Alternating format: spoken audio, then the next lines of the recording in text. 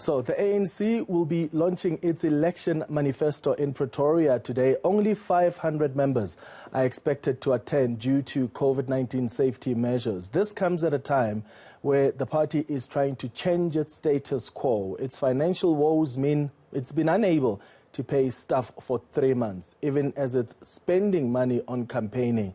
The party also wants South Africans to trust it when it comes to ultimately service delivery. eNCA's Aviwe Mtila is in Pretoria for us, where the ANC will be launching their election manifesto. Aviwe, thanks for making time. So how are things looking there ahead of 5 o'clock when the president will be launching the ANC election manifesto? Well, Clement, the stage is set here at Church Square in Pretoria. In fact, we were asked to step out of the main venue some 30 or so minutes ago as the K9 presidential unit went in for sweeping.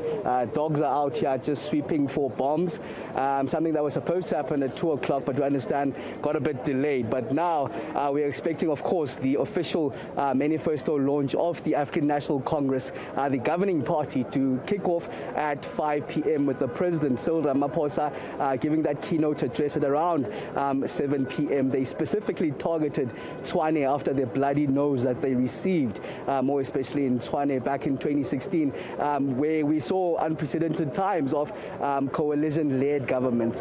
That's happening here in Tshwane, being led by the DA together with smaller coalition parties. So, of course, that was part of their own doing with the political infighting that was happening at the time. You remember that back then a compromise candidate was introduced just to quell the divisions within the party at that time, when the then chairperson, regional chairperson of Tshwane, Sputla Ramakgopa, went up against the deputy, the late deputy. And then Thoko Titiza was introduced as a compromise candidate, something that the electorate vote on the ground did not want. We saw those violent protests back in 2016, and in fact, the voter stayed away, something that hit the ANC hard in the polls, where we saw unprecedented times of coalition government. They did not only lose this particular metro, they also lost Johannesburg metro as well, which they now retained via coalition. Also Ekurhuleni, which they then led via a coalition. But they only ran basically with the outright majority the eThekwini metro, the Buffalo City metro, as well as Mangaung. So going into this particular local government election, Clement, they say that they want to retain an outright majority and are promising to do things differently. They're saying that they now interviewing their mayoral candidates, going through vetting processes and even lifestyle audits for those mayoral candidates. We saw snippets of what they promised just yesterday as President Cyril Ramaphosa gave that speech ahead of their local government manifesto launch, mentioning that 25% of their nearly 10,000 candidates are the youth, mentioning that 46%, in fact, of those nearly 10,000 candidates are female, saying that they're doing things differently on the ground to gain the trust again of their communities, even letting the communities decide themselves who they want as their councillors. So some of what you can expect from the President Cyril Ramaphosa as he launches the official manifesto of the African National Congress. And Aviwe, are there any ANC leaders that have already started arriving?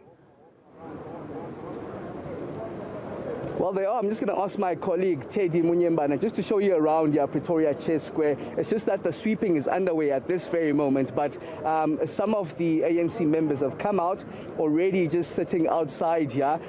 Even we can see the ANC regalia in those stalls set up already that's being sold to the people that will be coming here. We're expecting, of course, the COVID-19 protocols and regulations to be upheld. No more than 500 people outside in this venue that is expected just to be here at Church Square, expecting the governing ANC to lead by example in upholding those protocols. We've seen a lot of the already election campaigning on the ground with the president even in Tembisa yesterday. We saw some even disgruntled people on the ground, protesters complaining just over their candidates. So the ANC expected here, of course, with their mandate saying that they want to retain the big metros that they've lost as they got a bloody nose back in 2016, Clement. Right, Aviwe Mtila, thanks for chatting to us, live to us from Pretoria. That's where the ANC will be launching their manifesto at 5 p.m. this afternoon. The president already indicating yesterday that they've made some mistakes, and you can expect the president to once again, as he reads out that election manifesto, to again admit and make some concessions and just recognize some of the errors that the ANC has made and how they are going to be fixing those mistakes. He indicated also that they will be touching on the promises or the commitments and what the party is committed to doing and what it's been able to implement since it's been in government. That's